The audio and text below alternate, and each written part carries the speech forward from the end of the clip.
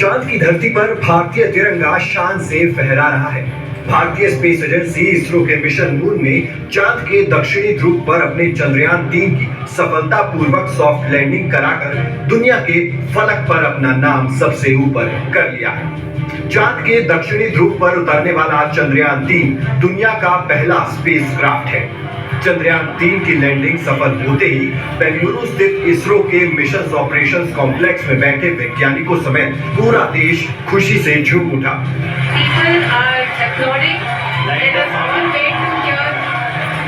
जैसे जैसे लैंडर चांद की धरती की तरफ बढ़ रहा था, देश भर के लोगों की धड़कनें बढ़ने लगी।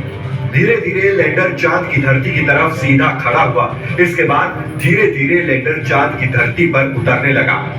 जैसे ही 6:04 पर चंद्रयान-3 ने चांद की धरती को चूमा, पूरा देश खुशी से झूम उठा।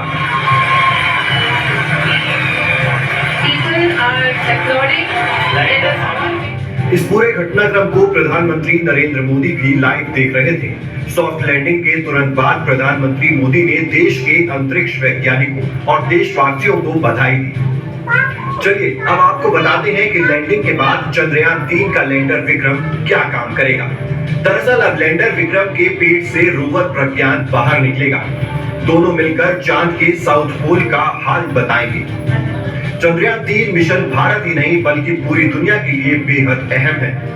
पृथ्वी के इकलौते प्राकृतिक उपग्रह चंद्रमा के बारे में हमें इस मिशन से बेशकीमती जानकारी मिल रही है।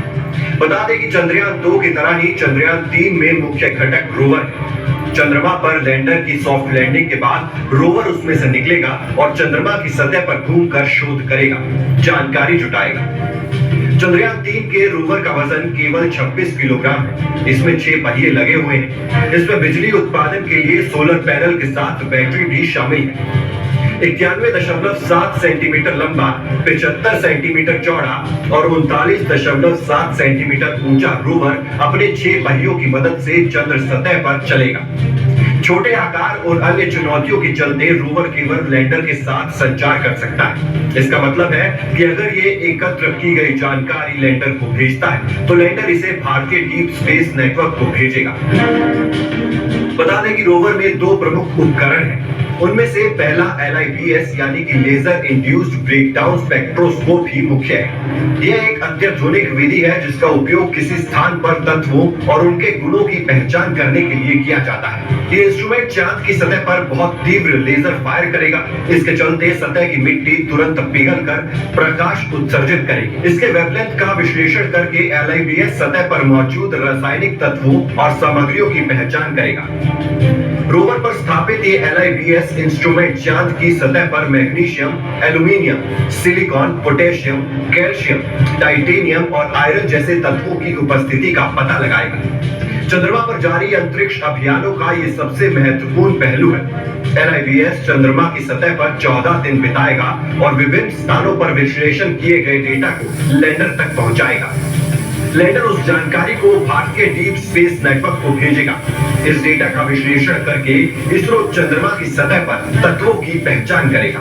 रोवर पर लगा एक अन्य उपकरण APSX यानी अल्फा पार्टिकल एक्सरे स्पेक्ट्रोमीटर।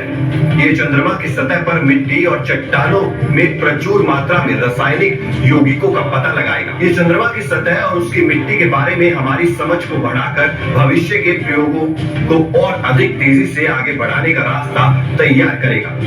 ऐसा ही एक उपकरण नासा के मंगल ग्रह पर भेजे गए क्यूरोसिटी जैसे रोवर्स में भी लगाया गया था। Team news nation